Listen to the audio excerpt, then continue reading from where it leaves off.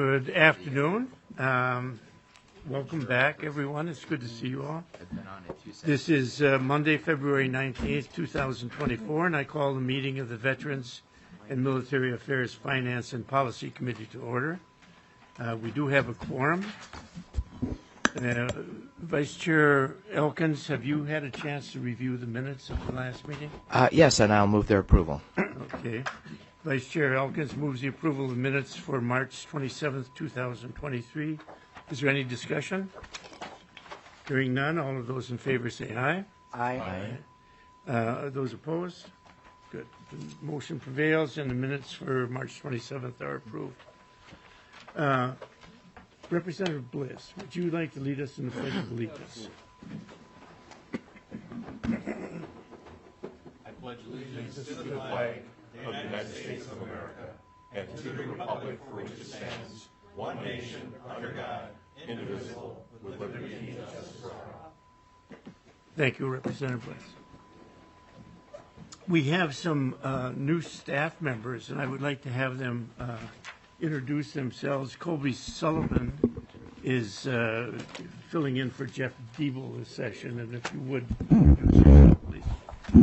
Thank you, Mr. Chair and members. I'm Colby Sullivan with the Nonpartisan House Research Department, filling in for my colleague Jeff Diebel while he's away on military leave. Okay, and we have Sean Haydorn, who's DFL Research. If you'd introduce yourself, Sean. Hi, I'm Sean. I was on Veterans in 2019 and 20, and I'm glad to be back. Good. And then Jack, who's now our committee administrator, Jack Dockendorf. Hi, members. Jack Dockendorf. I was a CLA the last couple of years and will be the CA for Veterans this year. Looking forward to it. Good. Looking forward to working with all of you. Our agenda for today is to hear the presentation of the Department of Military Affairs on their priorities for this session, and we'll be hearing some of their bills today as well as a bill from Vice Chair Elkins. We'll start off the presentation with Brigadier General Chris Bloomquist, who's the Deputy Adjutant General. And with Mr. Bloomquist is Don Kerr, the Executive Director of the Department of Military Affairs. And Nick Slade, you'll be coming up later if you want to pull up a chair there, no, Mr. Slade. He's Deputy Counsel to the Department of Military Affairs. General, if you would introduce yourself for the record and proceed with your testimony, please.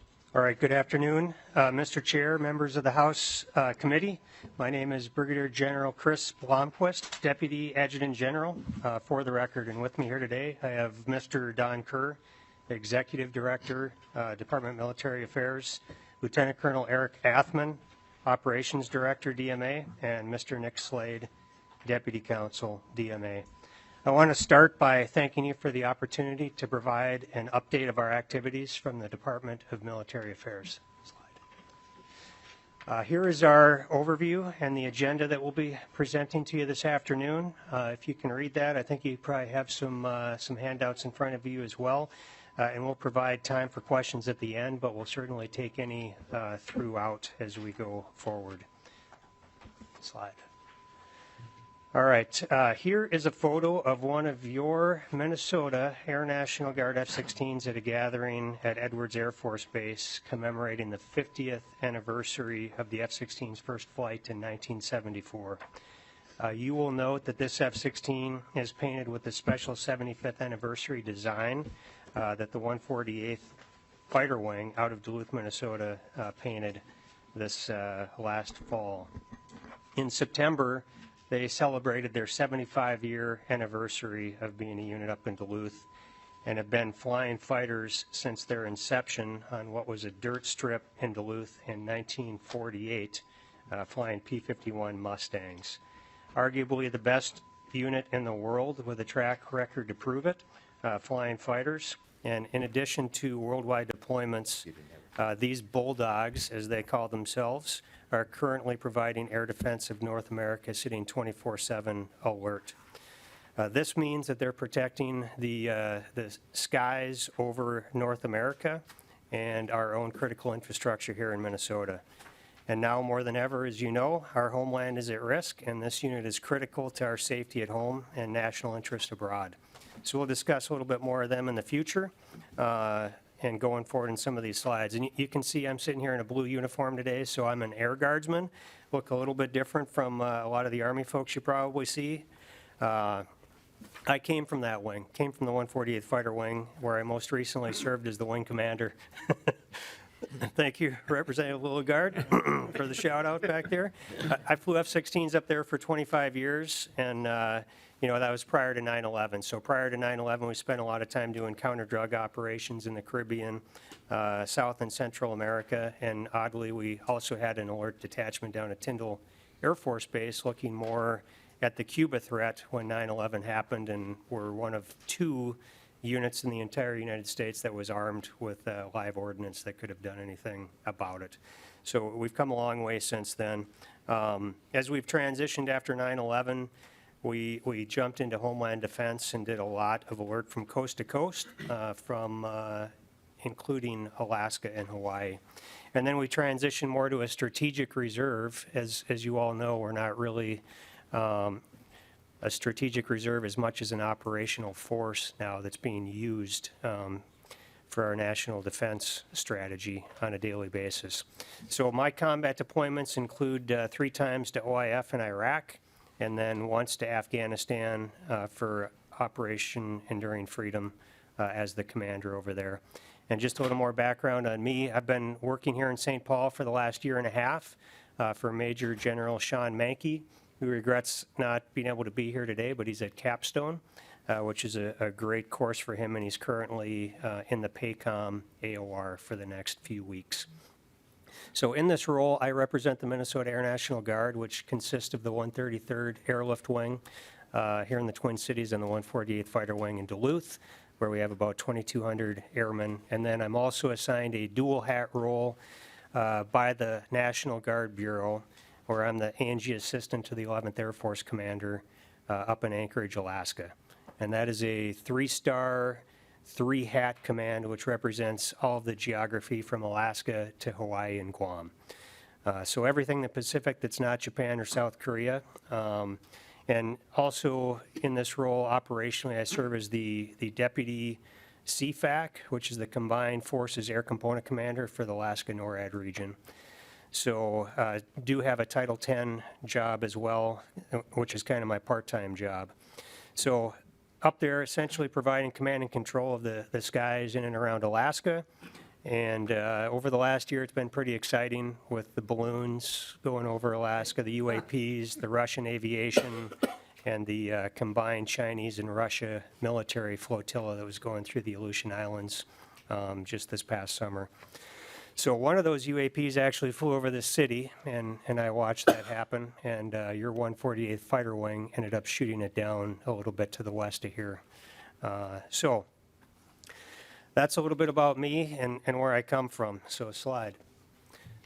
All right, the One Minnesota budget, you can take a look at the pictures and read the bullets up there, hopefully, but I'll summarize. And essentially, the programs authorized by the legislature allow military affairs to better retain, care for, and protect their service members. So these programs are critical items that help us compete for the best talent that we can find and to retain our soldiers and airmen here in the state of Minnesota. And maintaining a full roster is critically important to mission accomplishment, but increasingly more important to maintaining a federal mission and federal funding. We've continued to receive overwhelming federal support to include the announcement of the C-130Js for our Minneapolis unit, the 133rd. And this success is in no small part due to successfully maintaining over 100% end strength. Recruiting, retention, and propensity to serve are opportunities where you can truly help us be successful in the military here in Minnesota. So detailed upgrades of these programs will be provided in future slides. The picture on the left shows the 34th Infantry Division at their mobilization ceremony a few short weeks ago. And the picture on the right shows Major General Sean Mankey and Brigadier General Gabrielli with Senators Amy Klobuchar and Tina Smith after the C-130J announcement for the Minnesota Air National Guard. Slide. Next. All right, up here you can see the 34th ID headquarters element, and what they are doing is they are deploying. They're currently in training right now, but they will deploy to provide command and control for Army forces in the CENTCOM area of responsibility. So they'll be deployed all over the region, but the specific bases are classified. I can tell you they will be in the areas that you've recently seen on the news that have been getting a lot of attention on the headlines. So please keep them in your thoughts and prayers. The 3 soldiers that recently died from a UAV attack were actually Army National Guard soldiers, which was inaccurately reported as reservists. So our folks will be essentially over there controlling them and in similar locations. In addition to the 34th Infantry Division headquarters being deployed, numerous other units are scheduled to mobilize in the next 18 months. And those are our finance detachment, the medical ambulance and acquisitions team, as well as the 148th Fighter Wing. All right, we've got a lot of upgrades, and the slide doesn't really do it any justice, but $2.5 billion in federal investment is coming into the Minnesota National Guard in the next 3 years. So 8 C-130Js, which are just a faster, better aircraft than the C-130Hs that we currently have at the 133rd. Newer equipment, longer range, all digital cockpits, and most importantly, I would say the C-130Hs are something that the Air Force no longer flies. So being concurrent, flying the same aircraft that the Air Force is very important, because that would make you a closure target if you're not flying the same equipment that our active counterparts are. So the selection for the fielding of the 8 C-130Js in Minnesota extends the flying mission for the 133rd Airlift Wing for the next 20 to 30 years, we believe. And along with those new aircraft will come additional training, upgraded hangars, maintenance, and other facilities that are needed for the new aircraft. We're still waiting to hear when that fielding will occur exactly and what the sequencing is, but we're expecting them within the next few years. Next, we've got 87 M1 Abrams main battle tanks. They will be fielded in the summer of 2025, and these tanks will be the newest tanks off the assembly line and will require additional crew training for our folks in the Minnesota National Guard. And then 138 M2 Bradley infantry fighting vehicles. These infantry fighting vehicles are tracked. They have a 25 millimeter main gun, and they are the main battle vehicle of the mechanized infantry. And we are currently receiving the M2A3 model from Fort Cavazos, formerly Fort Hood in Texas, and they're beginning to arrive in Minnesota in the coming months. And then 345 joint light tactical vehicles, or the JLTVs. That is a replacement for the Humvees, as I'm sure we've all heard of. And this new system provides a bulletproof structure along with the underbody protection. The JLTVs have been partially fielded, and Minnesota is just waiting on the last 80 to arrive. So 265 of them are currently up at Camp Ripley. And then 131 AMPVs, or armored multi-purpose vehicles, AMPVs. They're the replacement for the command vehicle tracks, also known as the M113s, and these new command vehicles allow command nodes to keep pace with the maneuver units out there and incorporate greater protection for the crew members. We expect this fielding to begin in the summer months of 2025. And then finally, 9 UH-60 Victor models, Black Hawk helicopters. So these are the updated Black Hawk helicopters comparable to the UH-60 Mike models that currently feature increased reliability, digital cockpits, improved communications equipment, and more. And 2 of those models arrived in Minnesota, and we're waiting on final decision for the rest of the fielding timelines. All right, jumping over to bonuses. So the enlistment incentives appropriation is $13.6 million, shared with the state tuition assistance and several other programs. In 22, it was a partial year, we had 149 takers. State fiscal year 23, we had 835, and now in 24, we're at 465 for the partial year. It is netted around 1,449 re-enlistments. And the other great thing about this is it takes our members past the 12 years where they can still get the bonus. So those bonus amounts are, for the 3-year point, it's $4,500, the 4-year point, $6,000, and then for a 6-year re-enlistment, it bumps up to $15,000. It's payable at the end of each year of the re-enlistment period. So a member on a 3-year bonus at the end of their first year will get paid 1/3 of that bonus. Now, our retention rates have continued to increase.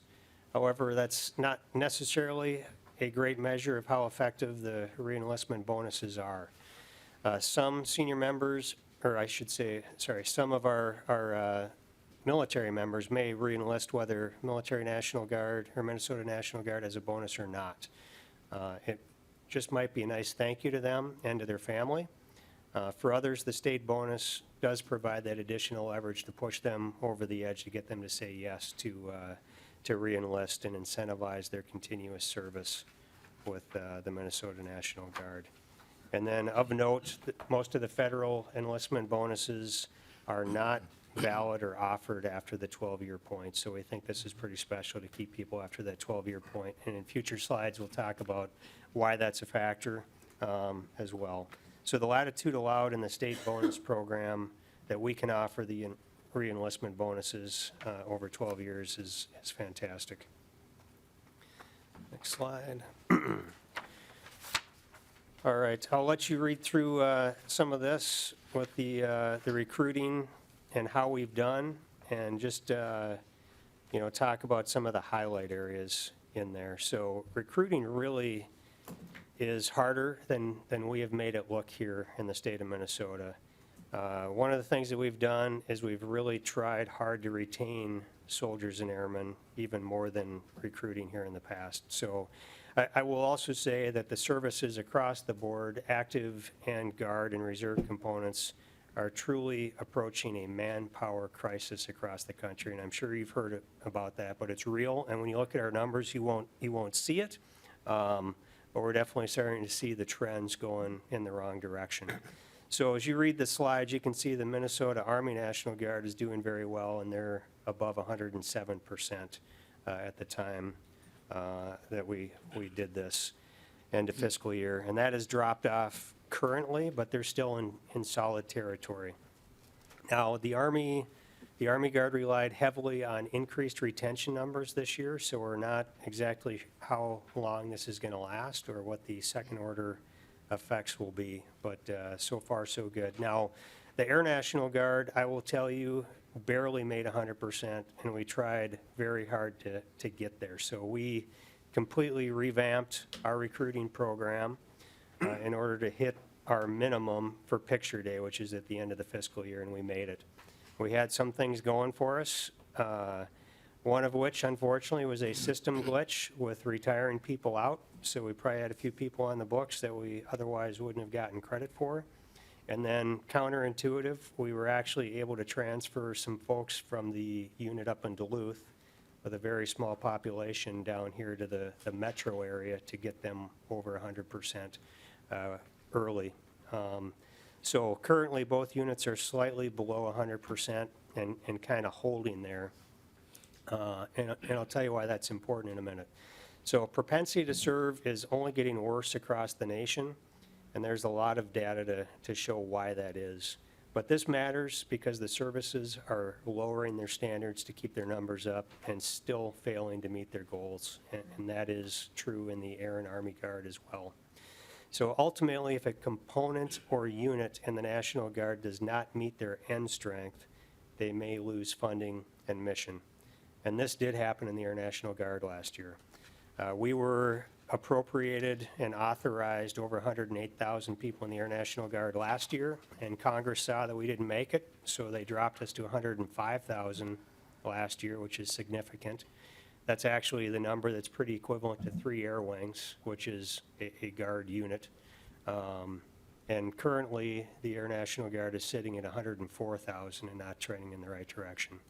So they are saying instead of peanut butter spreading that loss rate across all of the 90 wings in the Air National Guard, that they may have to actually consider taking down entire wings or units. So I bring all this up because we jump into the impact from North Star Promise. The effects are unknown, but North Star Promise does directly compete for the same young adults that we are trying to recruit, and making our school benefits less of a recruiting tool for the Minnesota Air and Army National Guard.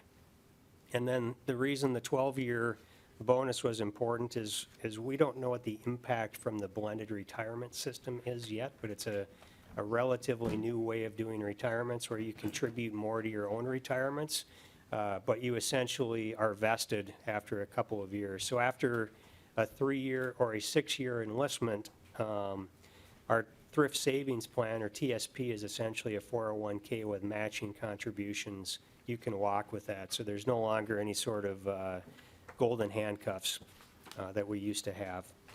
And then there is certainly an impact from the military health system, otherwise known as Genesis, that you may have heard of. So this system, when our folks go to MEPS where they get screened to enter service, it can actually look back at all of their digital medical records for their entire life.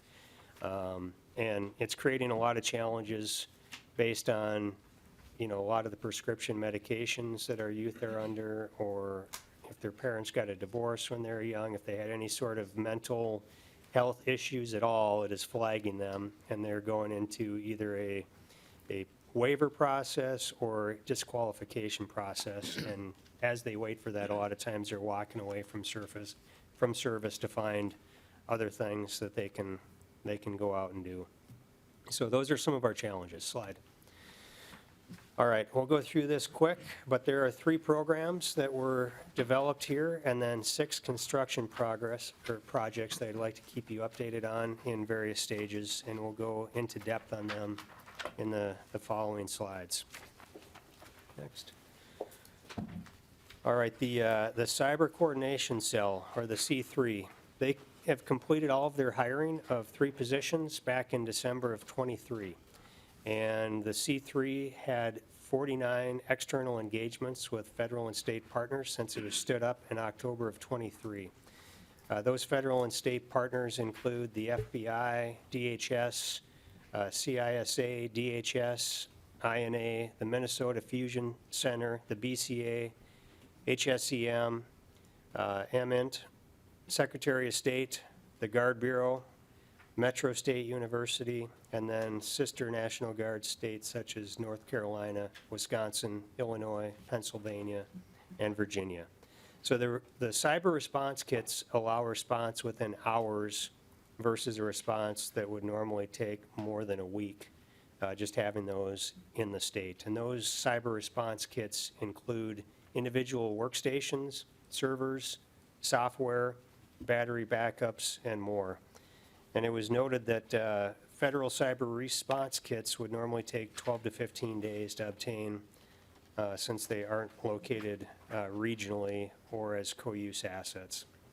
So that time frame is just to get the equipment here and does not include the time needed to configure and maintain those systems. So we're in the process of developing a military cyber symposium for September of '24. Slide.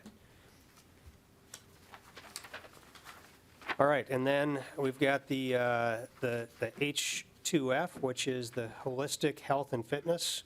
So that was established in the '23 legislative session, and all of that team has been hired out with 5 employees authorized by legislation.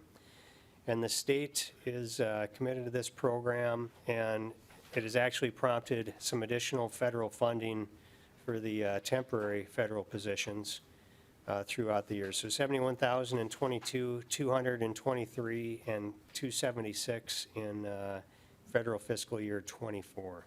So that H2F team will conduct 4 comprehensive service member fitness courses, 2 holistic health and fitness courses, and a lot of nutrition fundamental courses by August of 30.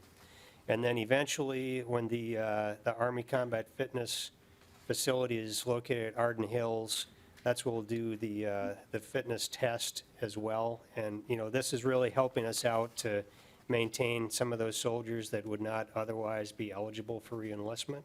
So it's helping us a lot with not only quality of life, but retaining our highly trained soldiers and airmen in the Minnesota National Guard. Slide. All right, and then our domestic operations communications capabilities. So we've been modernizing there and investing in various capabilities. So we've got 70 modernized and encrypted 800 megahertz radios to the tune of $336,000. And then 2 of the CRDs, the compact rapid deployable communication suites. You can see that kind of in the foreground in front of that vehicle. That is the CRD kit. And then in the background is a remote communications platform that we're in the process of rebuilding. So as you know, the 800 megahertz radios, they tie into the state's armor system. So we're able to communicate across various agencies throughout the state of Minnesota on those. And then the CRDs, they provide satellite and then 4G and 5G cellular backups for internet access or where cellular networks are either not accessible or do not exist. And a good example of that is up in northern Minnesota for sure, or if there's any sort of issues with our networks. And then they have recently added a Starlink system into that as well, which they can plug right into those. And it is a very low cost that provides tremendous bandwidth that works anywhere and has extremely fast setup and takedown capability. The RCP, we're maintaining that, but it is fairly old, so we're in the process of refurbishing that right now. Next slide. All right, the Army Combat Fitness Test Fieldhouse.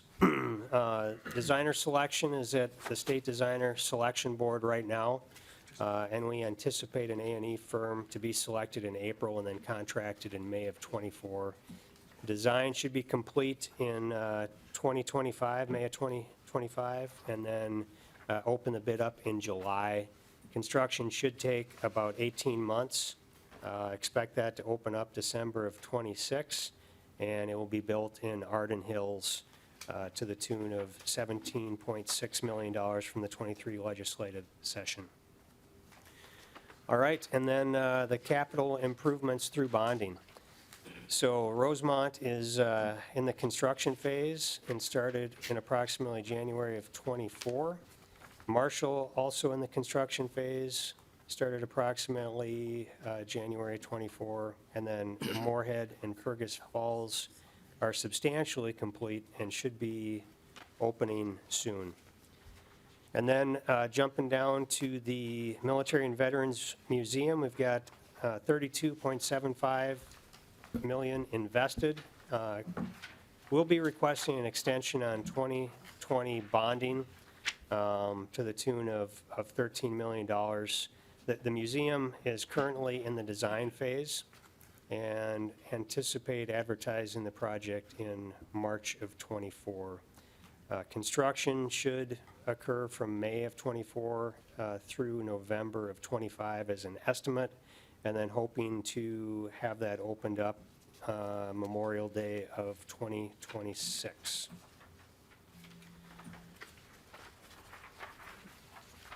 All right, and then really the implementation next steps is really just continuing to monitor the construction progress of the ACFT and the Minnesota Military and Veterans Museum, expanding the impact of the H2F and seeking additional federal funding, and then continue collaboration of the C3 with other state, federal, and local agencies.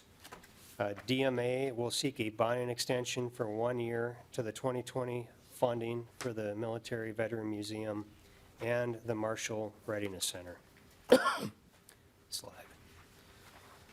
So, in conclusion, I want to thank you for your time, Mr. Chair and the board, and for your attention and support of the Minnesota National Guard and the Department of Military Affairs. You truly make a difference in the lives of our soldiers and airmen and their families, and you are directly contributing to our national defense. Pending any questions, that concludes my update today. Thank you, General Blomquist. Are there any questions? Representative Weens. Thank you, Mr. Chair. Thank you, General Blomquist and Mr. Kerr. I think this is a great report. Obviously, there's a couple of things we need to work on, or you need to work on, and maybe we can assist, especially with the 148th. That's probably maybe the big one-ticket item to fix. But I had a question in regards, well, actually a compliment in regards to recruiting, especially on the Army side. Minnesota's been known to just be an overproducer and it's taking up the slack for a lot of other states. And in regards to what you could tell me maybe about the pending deployment for the 34th Infantry Division, the Red Bulls, were you able to organically outfit with all the capabilities and skill sets from the Minnesota National Guard, like 90, 95, 98%? I just recall from our historic deployment during OIF about 12 years ago, we were able to reach that state and inherently do it without breaking other units or requesting a lot of other skill sets.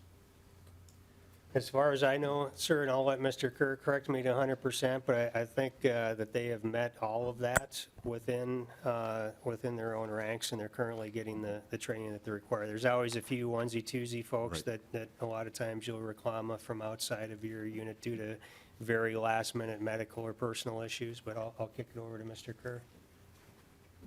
Mr. Kerr. Thank you, Mr. Chair. For the record, my name is Don Kerr. I'm the Executive Director of the Department of Military Affairs. Mr. Chair, Representative Veens, they were able to fill nearly all of the positions. They did have about 80 in-theater extensions that they gladly accepted from the previous rotation. I think there may have been 10 individuals that came from a nationwide call, but for the vast majority of the positions that were required, the division was able to fill them internally without breaking other Minnesota units. Good. And one follow-up, Mr. Chair. Thank you, gentlemen. That's a great news story. A lot of other units cannot do that. A lot of other organizations struggle with doing that. And Minnesota has been, I think, I wouldn't say glide path, but that's sort of an air term. But to really be able to perform whenever they're called upon by the nation and or by the governor. Just one other question, and that has to do with the M1s. That you mentioned. That's my ride from back in the day. I love the Abrams main battle tank, 70 tons of rolled homogeneous steel, just ready to do whatever mission they're given. You had mentioned that these are, I think, brand spanking new. They're coming off the assembly line. And it's the M1, is it M1A2? What blocks? Could you give me a little bit more? I'm just excited, and I'd like to go see them sometime. Mr. Chair. Mr. Kerr. Mr. Chair, Representative Veens, there, M1A2 SEP V4s. Presumably the last SEP V4s that are going to be contracted, the Army's going to redesign the tank and call the new one something else. But they are coming off the Lima tank plant assembly line and rolling into Minnesota directly from the factory. So And Mr. Chair, we'll be very excited. We'll let you know. When I'd just like to go on record saying that the M1 main battle tank is the best main battle tank in the world, bar none, hands down. Thank you much. Thank you, Colonel Weens. Mr. Kerr, I think we're going to continue. Do you have anything to add? Mr. Chair, no, thank you. I'll stay here because I'm going to get a bunch of help, or I'm going to be providing help, I guess, to some of your committee members to introduce some of the agency's bills today. Okay, thank you. And thank you again, General Blomquist. Thank you, Mr. Chair.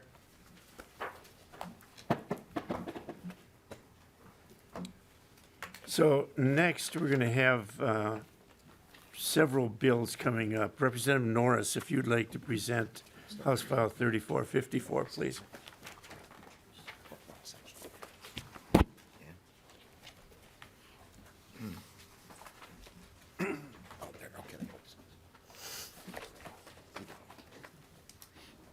You take this one.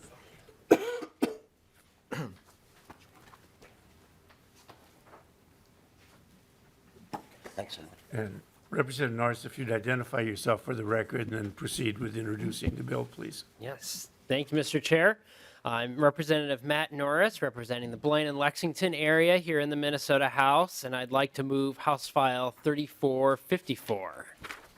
Okay, House File 3454 has been introduced, and if you would like to explain the bill, please. Thank you, Mr. Chair. So one of the favorite doors that I get to knock when I'm going around my district is actually a military recruiter. And I always enjoy the opportunity to stop by and chat with him and thank him for his service and his work, but also, talk to him about what's the environment looking like? What are some of the challenges? Is it, is he, having a good success rate recruiting? Are there some headwinds that they're facing? And just really enjoy the opportunity to kind of pick his brain and hear, what does the pipeline look like to make sure that we can maintain the level of military readiness that we need for our state and our nation. And so when this bill came along, I was really excited and it leapt at the opportunity to carry it because it creates a referral bonus program.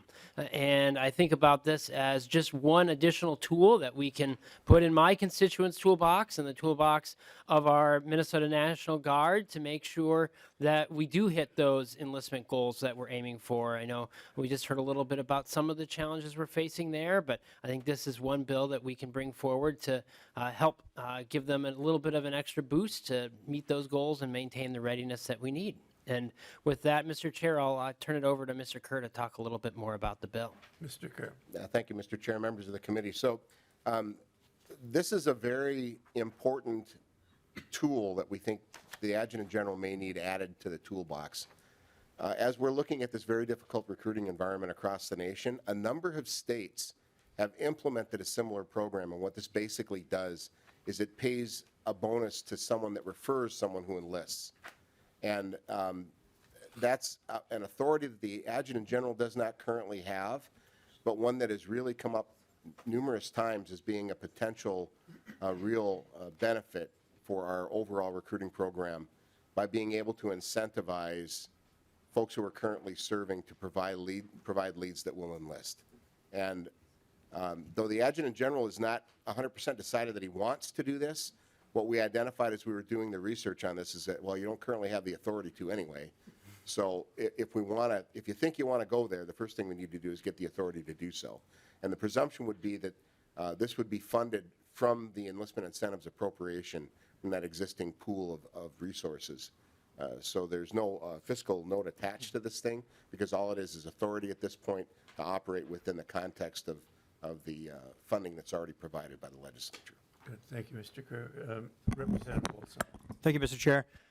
So I was still a young lad when the United States Army had their referral bonus program many years ago. And so when I joined, I did not have the opportunity to refer anyone. There wasn't a little line at the bottom there. From my understanding, the Army got rid of this referral bonus program due to some serious fraud involved in it. And so I would hope that if we in the Minnesota National Guard begin utilizing this as a tool to increase our recruitment, that you would at least provide a list, provide some form of extra eyes on to the legislature so we know who, if there's an individual who's received, 15 referrals and you're like, is this kid is this person the most popular person in school? Or is this an actual recruiter? Or is there a limit to how many referral bonuses you can receive as a human being? This is something that, whereas it could be a really awesome tool to help you build the house, it could also result in the house turning out, burning up. And this could be a real black eye for the U.S. or for the Minnesota National Guard. So I hope that as this moves forward, Representative Norris, you'll look at putting some guardrails in it with the legislature or with anyone in particular, just so we can make sure that we're not reinventing a wheel that's going to go flat on us like it did 15 years ago. Thank you, Mr. Chair. Thank you, Representative Olson. Mr. Kerr, would you like to comment? Thank you, Mr. Chair and Representative Olson. Yeah, very good point. And that was called the GRAP program, the Guard Recruit Assistance Program at the national level. And there were some real problems with the GRAP program and how it was implemented. The chain of command relied very heavily on a contractor to provide oversight, which in hindsight proved to be completely inappropriate. And your concerns are very deeply shared, which is the biggest reason we haven't been pushing this harder was the concern over the previous experience with that. But we certainly would be amenable to an amendment that would require legislative reporting should the program be put into effect. Obviously, we would put some pretty serious guardrails inside our program, but we would not object at all to having a legislative reporting requirement added. And I think that would have to happen here because I don't think this is going anywhere else. But it could certainly be laid on the table. We could work that amendment and then bring it back up at some future date, Mr. Chair. Yes, if you would work with Representative Norris, Mr. Kerr, I think that's Absolutely. a good idea. Representative Bliss? Thank you, Mr. Chair. Just real quick on that note also, is there a mechanism to have the department report to the legislature when something is implemented, not just reporting as it's going on, but when it's implemented? If we could maybe add something like that as well. Mr. Kerr? Mr. Chair and Representative Bliss would be happy to do that as well. We can roll that into the same device. Good. So we have some additional work to do on this bill. And the bill is then laid over, and we'll bring it up again once we get the adjusted wording in it. Good. Thank you, Representative Norris, Mr. Kerr. Next bill on the agenda is House File 3470, Representative Clardy.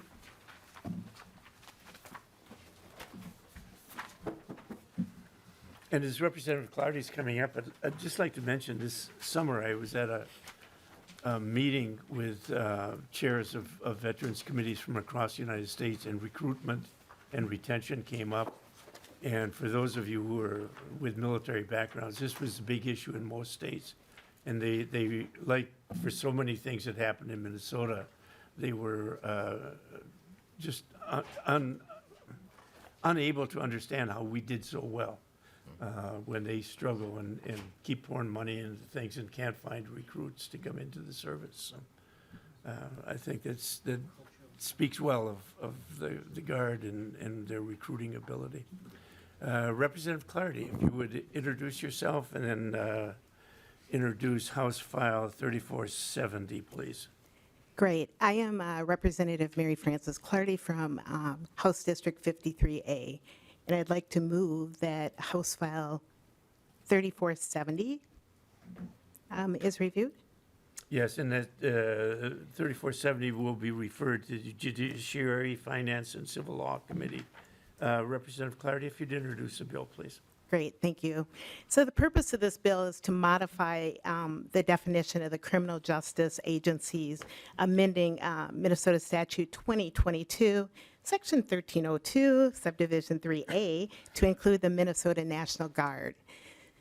So it will read that the criminal justice agency means all state, local prosecution authorities, all state, local law enforcement agencies, the Sentencing Guideline Commission, the Bureau of Criminal Apprehension, the Department of Correction, the Minnesota National Guard, and all probationary office who are not judiciary.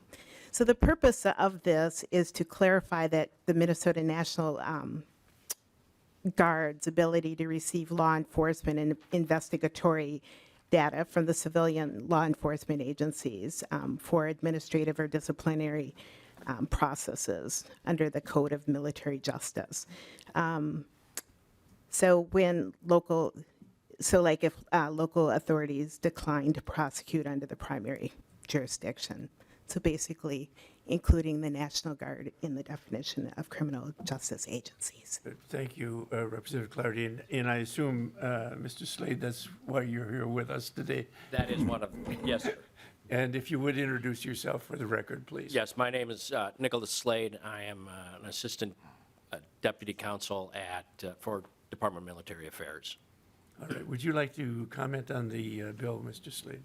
The main push, and I was one of the main drivers in getting this, is as part of the Minnesota National Guard, we have much greater need. We are actually a criminal jurisdiction. We do have our own criminal jurisdiction for prosecution, but we also have a much greater need for access to data and investigative information from other agencies. And so getting a number of these changes in this bill and a couple others are really driven by our need for greater access to information for our people. Good, thank you. Mr. Kerr, any comments at all? Thank you, Mr. Chair. So what this really gets to is, as Representative Clardy mentioned, in cases where we have secondary jurisdiction, where a particular or a potential crime has been committed and a local prosecutorial entity reviews and decides they're not going to move forward, being able to provide the full investigatory packet to us so that we can exercise secondary jurisdiction for purely military matters in particular.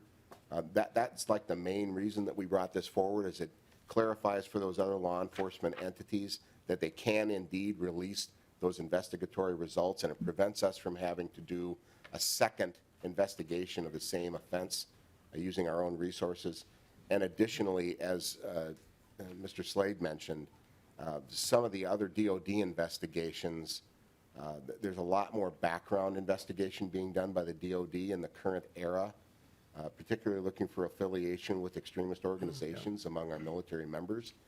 And this clarifies that other law enforcement entities can share that information with us as a law enforcement activity rather than being constrained by the Data Practices Act.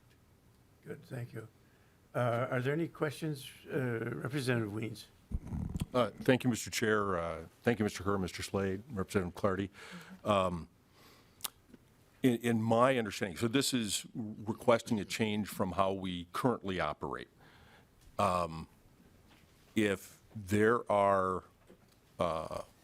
let's say, traditional, say, guardsmen or that are not on in a duty status, or they are not on a military facility that are looked at by a different law enforcement agency or jurisdiction, this particular act looks at whether the National Guard would like to pursue a legal case against somebody in those particular, because I just recall this from my time at being a commander and having these things happen, and we always let it to that whatever, if they're not in duty status, not on a military facility, you let the civilian courts do it. So this, I think, is a change, and obviously the impetus is one of the things you talked about as far as terrorism, but it could be other acts. Mr. Chair, if they could Yes. just clarify. Mr. Chair? Mr. Slade or Mr. Kerr? Mr. Chair, Representative Veens, actually, it's not a change in the way we're doing Okay. business. The authority that we have to receive that information and our authority, the jurisdictional aspect of that, is actually covered elsewhere in statute, in Minnesota Statute 192A, that does clarify when we have the authority to take action against individuals. This is clarification for the law enforcement agencies so that they better understand that they are able to release the information to us as a law enforcement agency.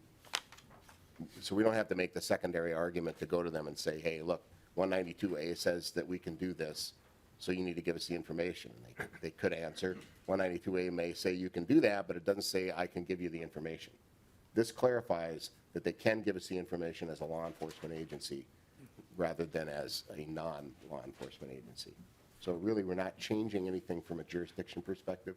This is merely clarifying for law enforcement agencies that they won't be violating the Data Practices Act if they share the information with us. Okay. Thank you, Mr. Chair. Kerr. Mr. Kerr, Weens, Mr. is Slade. that, yes, Representative Bennett. Thank you, Mr. Chair. I just do have a question as well. Yes, please. Just out of curiosity, with or without this, do you ever struggle having other agencies give you that information? They just say, we're not going to give it to you? Or is it pretty open? Or how much antagonism is there between the groups? Yeah, Mr. Slade. Thank you, Mr. Chair. Ma'am, yes, we do. That's one of the main reasons that I had asked for these changes is, just for an example, one of the other requirements that we regularly have to do is suicide investigations. And getting the autopsy report from the medical examiner, which is not a law enforcement agency, but we've had a number of times where we've had difficulties getting that information without going through a whole long other process again. So really trying to clarify our need for data on anybody who's attached to us is really what this is about. So yeah, yes, ma'am, we do have had a number of problems. Thank you. Thank you. One more quick follow-up, if I Yes. could, Mr. Chair. Thank you. Representative Bennett. So question to clarify for me, so this is not telling other law enforcement agencies they have to give you the data, but it's just clarifying that they are able to without them having to feel uncomfortable or something, Mr. Slade. correct? Yes, thank you. Yes, really, as Mr. Kerr pointed out, really what it's doing is saying that while we have the authority, they can treat us they can recognize us as a criminal justice agency, so that just as they could turn it over to police officers if they were doing an investigation, they can turn it over to us. That's really the intent, is to clarify that we have the same standing. Thank you, Okay. Mr. Chair. Are there any other questions? Representative Clardy, do you have anything additional that you'd like to add? Just that the clarification is the purpose, so law enforcement agencies can share data. Good, Thank you.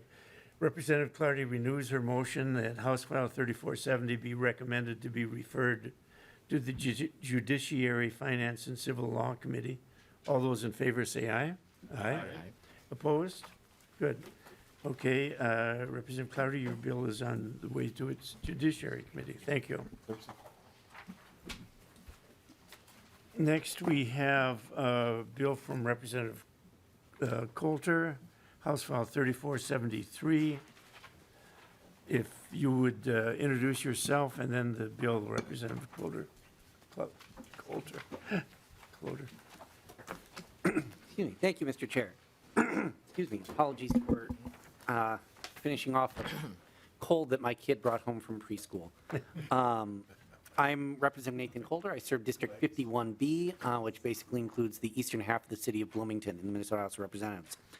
And I will move House File 3473. I believe it is also on its way to Judiciary. That is correct. Thank you, Mr. Chair. So this is another DMA agency bill, and we'll have the experts here who can speak to it a little more specifically. The bulk of the language of the bill is really just moving some language from 192.67 into a different section of statute, 192.25. The biggest change in the bill would be on line 2.12. And this just basically expands the kinds of information that would be available from the state, or to the state judge advocate for the purpose of investigation under the Minnesota Code of Justice, Code of Military Justice, beyond what is currently available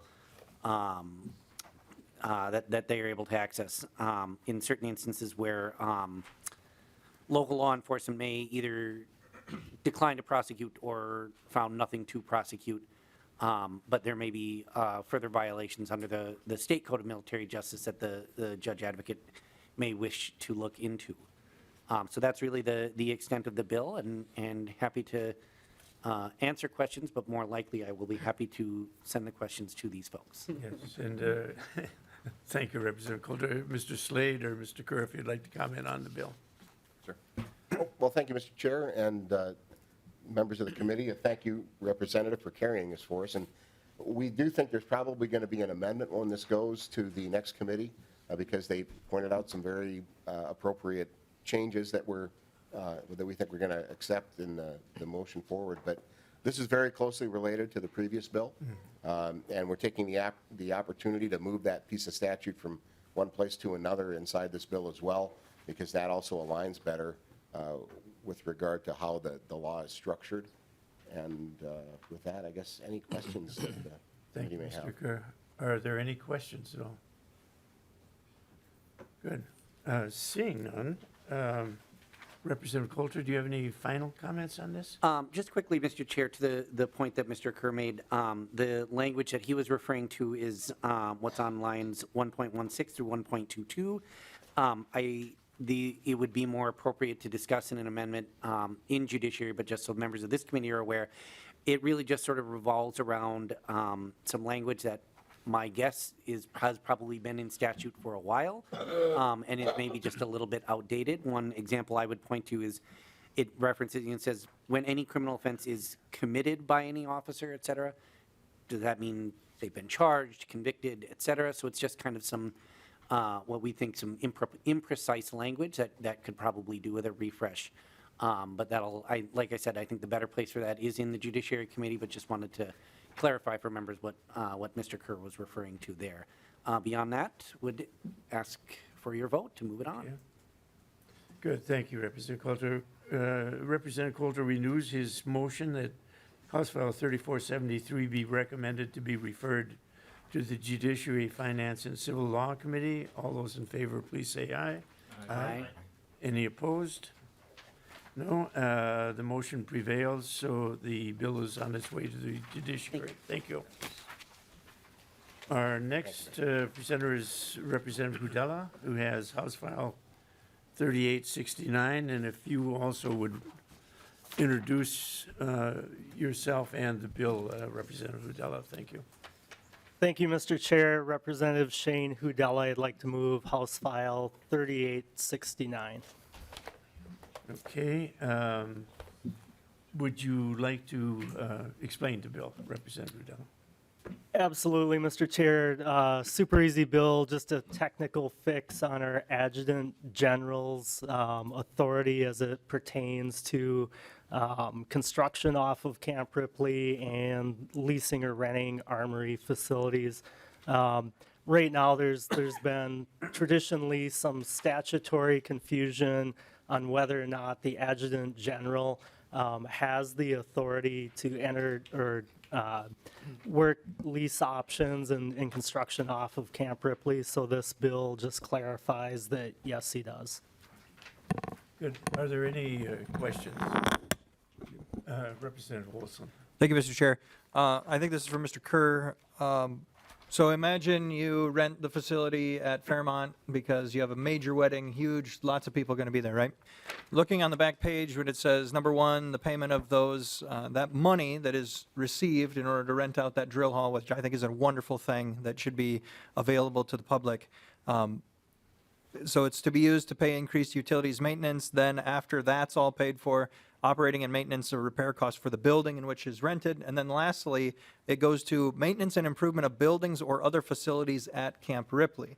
Now my question is, from my understanding, we have a lot more facilities and buildings rather than just outside of Camp Ripley. Can you kind of explain the money trail? How does that go? And how do we allocate it? Because does all that money just basically end up at the facilities usage for maintenance anyways? How much of it actually would go to Camp Ripley? And should it just say some fund for general maintenance for the Army National Guard? Mr. Kerr. Mr. Chair, Representative Olson, yeah, that's a good question. It's complex, of course. In existing law, we actually have things called Armory funds. So, and typically, when a facility is rented, the proceeds of that rental after paying the necessary overhead costs do stay in that Armory fund, and they generally are only spent in that Armory for improvements to that facility. We do have circumstances, though, on occasion, for example, when the federal government fails to pass a budget until March, and there are shortfalls in something called the 131 account, where the state pays utilities up front and is reimbursed by the feds. Well, if they run out of money for the reimbursement, we have to find a way to pay the utilities. Our past practice has been to try to keep those Armory funds isolated and use the money in the Armory funds only for those facilities. But we have a couple of armories that have very substantial Armory funds, and we have in the past taken action to centralize some of that funding into this type of an account. So generally speaking, the proceeds from a rental stay in the Armory in which the rental occurs.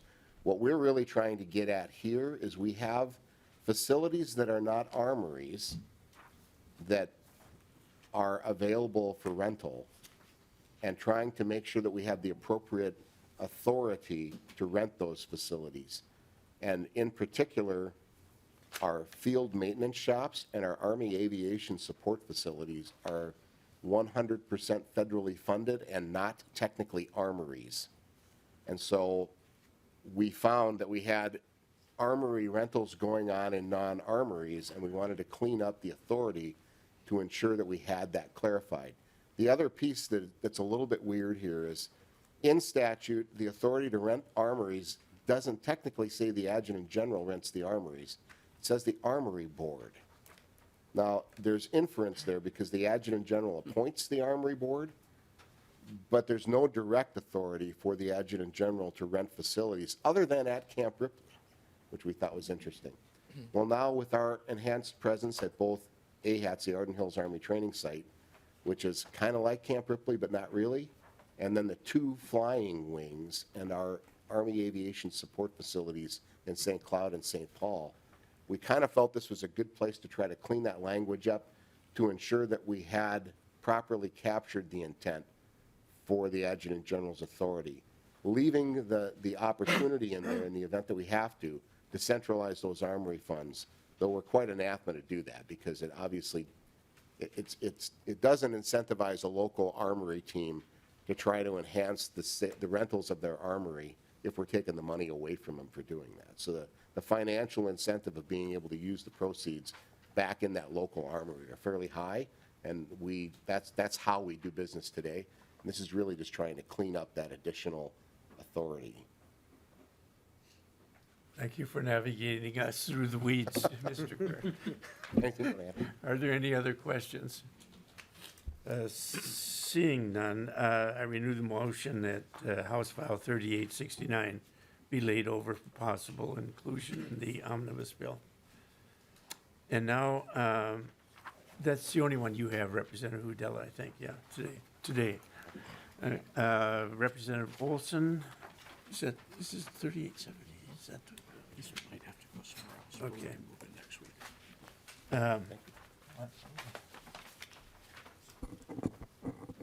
Representative Olson, if you would identify yourself and then House File 3870.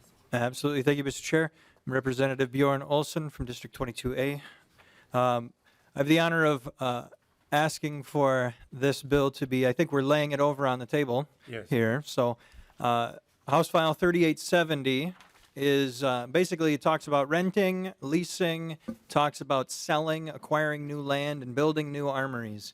So it cleans up some of the language, clarifies some of the abilities of the Adjutant General and this Armory Board that we just finished talking about. Talks about how we can go about selling an old or potentially unused armory.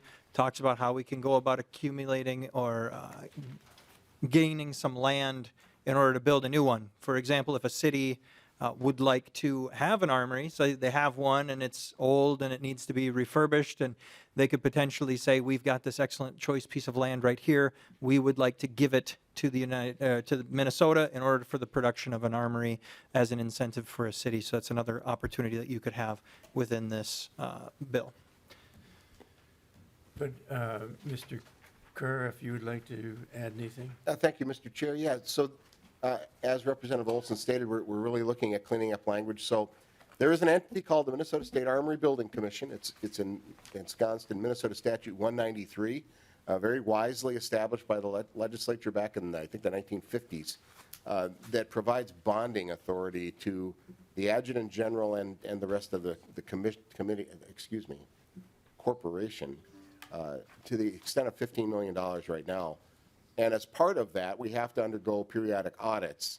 And our external auditor came back and said, hey, there may be some concerns that the law currently doesn't give you the authority to pay your bills, and it's kind of important that you be able to do that. Obviously, that's inferred. But this is another one of those situations where we felt adding that language was important at this time. And the other thing that we were trying to do gets to being able to provide. So the way the statute lays out right now, when the Adjutant General decides to divest of an armory, he has to get an appraisal of fair market value and offer it for sale to the local community for that fair market value. Either the city or the county have first dibs, and if they don't want to take it, then we can sell it in a traditional fashion. what we've run into is often when we're building an armory, we will go to a city and say, we want you to donate the land as part of your contribution to this and run the utilities to it. That didn't used to be a big deal, but today, a 15-acre plot with utilities run to it can run into many millions of dollars. And so the contribution we're requesting from a city to replace their armory may be rather high. And when all is said and done and we get ready to divest of their old armory, we have to look at them and say, hey, thanks for giving us that $8 million worth of land and utilities. Now we want you to pay fair market value for the old armory.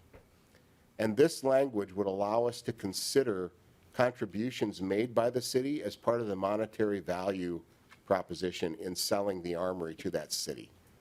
We think, looking at it, that was a very fair way to go. We also have some circumstances where we believe in greater Minnesota, we're probably going to be divesting of properties in rather small population counties that probably will not have the tax base to be able to pay fair market value, but may indeed be the best and proper use of that facility if they're interested in acquiring it. And this would give the Adjutant General a certain amount of discretion in the, to take into account the financial straits of the local community before trying to recoup the people of Minnesota's investment from that building. And we do think that there are different circumstances that exist based on where you are, and that's why we didn't think universally it would be a good approach. But we think giving the Adjutant General some ability to do a value judgment in those cases would be helpful. Good. Thank you, Mr. Kerr. And I understand you're going to be working on possibly changing the bill somewhat. Is that correct? I don't think I don't know this if any- one, Mr. Chair, this one I think is, Okay. Well, yeah, from what I understand is we probably are going to be moving the bill next week. okay. And then we'll lay it over, so the bill is laid over for today until it comes up again next week. Mr. Chair, that might be 1371, or excuse me, 3871. Is it 3871? No, I'm wrong. No, the 3871 is moving today. Got it. Okay. Representative Bliss. Thank you, Mr. Chair. Just a question on page 6, subdivision 3, the disposition of unsuitable armory sites and buildings. The change there says that currently the money goes into the general fund of the state of Minnesota, and we're going to be moving it to the Department of Military Affairs or Military State Armory Building Commission. Currently, when it goes into the general fund, is it just an automatic transfer over to the Department of Military Affairs, or is this going to be a budget impact that we need to worry about for a fiscal note or anything? Mr. Chair and Representative Bliss, to my knowledge, we have not divested of a property using this subdivision of authority, specifically because there's another place that if we divest, the money doesn't go to MMB, it goes to the maintenance appropriation. And let me, I almost need to pull that up and take a look at that. But the key that we were making, well, I don't think there's going to be any change. Okay. So the other divestiture authority does not require us to provide the money to MMB. And so the Adjutants General, during my tenure as the executive director when we divested, always put that money back into the maintenance appropriation or the Minnesota State Armory Building Commission, depending on whether the MSABC was the original builder of the armory. Typically, we put the money back into MSABC. The statute actually allows us to keep the money longer if it's in MSABC than if it's in the maintenance appropriation. But this would be just cleaning that up and eliminating the MMB option from this one. Okay. Good. Any other questions? Okay, then House File 3870 is laid over until, no, yeah, it is laid over, okay, until next week. And Representative Olson, you also have House File 3871. If you'd like to introduce that bill, please. Thank you, Mr. Chair. I'd like to move House File 3871. And so this, currently the law in the state of Minnesota is that if you have an unauthorized presence on Camp Ripley, whether it's within any buildings or, it's a large establishment, there are probably some gaps in the lines that you could find yourself there unallowed, if that's a real word. what this would do is this would expand it to all military National Guard facilities within the state of Minnesota. So an example, when I was in command, now I'm a reservist, so I'm not a National Guard member, which means I don't ever get bonuses, which is really sad for me. Missed out on quite a bit. But regardless, when I was in command, I had 60 semi-trucks and 60 trailers that had 7,500 gallons of petroleum. They were in a lot. Yeah, there was a barbed wire fence, but I think people can find their way around that. I was signed for nearly $20 million worth of government property. That wasn't at Camp Ripley. That would be a problem if someone were to find themselves an unauthorized presence in that area. And so this just broadens the language, ensures that our military assets are protected, and that we can cover the entirety of the Minnesota National Guard. Okay, Mr. Kerr? Thank you, Mr. Chairman. Nothing to add. Good, okay. Are there any questions? Okay, seeing none, Representative Olson renews his motion that House File 3871 be recommended to be referred to the Public Safety, Finance, and Policy Committee. All those in favor say aye. Aye. Opposed? No? Okay, House File 3871 is on its way. The last bill we have today is Representative Elkins' bill. If you would introduce yourself and the bill, Representative Elkins.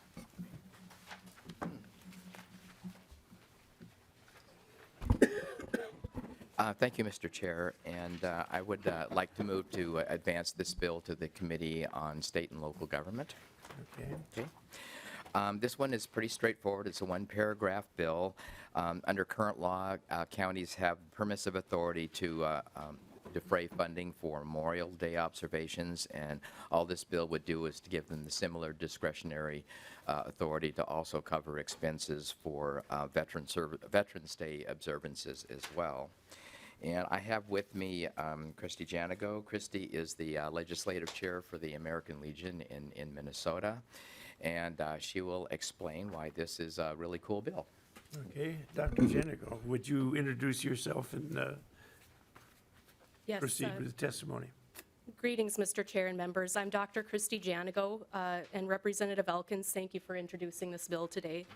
This bill is important to both of the statewide veterans advocacy organizations I represent, the American Legion Department of Minnesota and the Minnesota Association of County Veterans Service Officers. For my day job, I'm an Assistant County Veterans Service Officer, and I'm joined here today by MACVSO Executive Director John Baker, American Legion staff Tim, who has the camera behind me, and then one of our Legionnaires, Andrew Peters. Almost 20 years ago, I was a 92 whiskey or a water treatment specialist in the North Dakota Army National Guard from 2000 to 2006, in which they entrusted a teenager with a multi-million-dollar piece of equipment. And when I was a young girl growing up in rural North Dakota, I had attended Memorial Day and Veterans Day observances with my granddad, who served in the Army in Okinawa in World War II. I learned respect for the flag and patriotism from a young age through the honor guard rituals and the gun salutes on these holidays. I'll never forget the image of our senior veterans, including my granddad, people who have bravely defended their country from tyranny and attacks overseas, whose salutes to the red, white, and blue had become unsteady and rather shaky with age and declining health, but who were still the embodiment of sacrifice, pride, strength, patriotism, and faith, the best attributes of America. To me, they were and remain heroes. This bill will not move mountains, but it will mean a lot for local communities across Minnesota. It will maintain the rich tradition of honoring our veterans, and it will impact the young girls and boys like it did for me. We veterans do fear that the public forgets about our sacrifices and does not understand our issues. Having these observances can really help to educate the public, and we do need that education to continue. This bill allows for counties to appropriate $300 for Veterans Day observances the same way the state law already allows us funding for Memorial Day. This bill does not mandate for counties to fund this, but it does make it an option. County Veterans Service Officers, like our association president, Josh Benega of Lac-Aparel County, are usually the agents who administer this funding to congressionally chartered veterans service organizations like the Legion or the VFW. And our CVSOs are often the honored guests at these types of observances. It does serve to strengthen the relationship between veterans and county government, which can increase their chances of seeking out assistance through the federal VA, State Department of Veterans Affairs, or entities that can provide life-changing support to those who have served. So thanks again for hearing this important bill, which will mean so much to the veterans community. And with that, I would stand for any questions. Thank you, Dr. Janigo. Are there any questions? No, seeing none. In the meantime, I'd like to have Mr. Baker come up and introduce himself because we have a new position to help represent veterans in our counties. And if you introduce yourself, Mr. Baker, for the record. Yeah, good morning, or good afternoon, Mr. Chair, and thank you for asking me to come up. So my name is John Baker. I am the new executive director and the first executive director for the Minnesota Association of County Veteran Service Officers. You all last year authorized some funding to the Minnesota Department of Veterans Affairs, and I'm honored to have been hired in this position. So a little bit about myself. I'm retired United States Marine Corps. I think I'm the only Marine in the room. And that's all right. We won't hold that against you. I'm also a lawyer, and I just retired as a full-time professor at St. Cloud State. Was retired for 28 days, and now I have this job. So I am extremely honored to do this. I have this gets me back doing this work again. The chair and I go way back, and in 2008, I chaired the initiative to start veteran courts in Minnesota, and we have a first veteran court in Hennepin County, which Dr. Janigo runs as well, and done a lot of work with veteran courts. So I think you're going to see a lot of me coming back here, working on those issues. I'm identifying, so far in my job, I'm identifying where the gaps are. And where the gaps are with my about 165 county veteran service officers in the state, and how we can best serve them and how we can best serve our veterans. So I'm really excited and honored to be here for this job. I also want to say that our association does support this particular bill as well, as it has a direct impact on all 87 counties in the state. So thank you, Mr. Chair. Thank you, Representative. Nice to meet you. Thank you, Mr. Baker. Representative Bennett. Thanks, Mr. Chair. Question on the bill here. So I'm not sure which person. Great idea. I like this bill. Just wondering how many counties currently contribute to Memorial Day. Is this something that's common, not common? Do we know that information? And just throughout the state, kind of. Mr. Chair and Representative Bennett, I don't have the data on that. I know that it is much more common in the rural areas. So in larger metro counties, there are many veteran service organizations, but in a rural community, there might be only one or two. Municipalities generally don't fund this sort of observance, so it truly is on the veteran service organizations to do it. And our smaller posts are the ones that are often struggling and can't afford to do this on their own without some type of assistance. Thank you. Thanks, Mr. Okay, Chair. thank you. Are there any other questions at all? Is there anyone else who would like to testify to this bill? Seeing none, I move that House File 3677 be laid over for possible inclusion in the omnibus. Okay, it's going to State Gov, okay. Seeing that we have to move it to State Gov, all those in favor of moving this bill to State Gov, please signify by saying aye. Aye. Opposed? Seeing none, the bill is on its way to State Gov. Good, thank you. Mr. Chair? Yes, After it's been to Mr. State Gov, would you like it to come back here? Beg your pardon? I said, after it's been through State Gov, would you like it to come back here? Yes, please. All right, thank you. Okay, that essentially concludes our business, unless there's someone that has comments or would like to come up and say something. Representative Weeds. Thank you, Mr. Chair. I have a couple of green jackets here, one of which is on the Commander's Task Force. It's the property tax relief for federally recognized veterans organizations looking for co-authors for that, so I'll have those here. And the last thing I would like to mention is just an invitation to the World War II Roundtable that's held monthly at the Minnesota History Center, so just a short walk from here. March 12th is the next event. We still have a handful of World War II vets that do the roundtable, and it's free, and parking's free. If it's an event night, you just tell them, hey, I'm here for the World War II Roundtable, and it's free parking. Thank you. Good, thank you. Any additional comments or questions? Okay, seeing none, the meeting is adjourned. Thank you. So this is.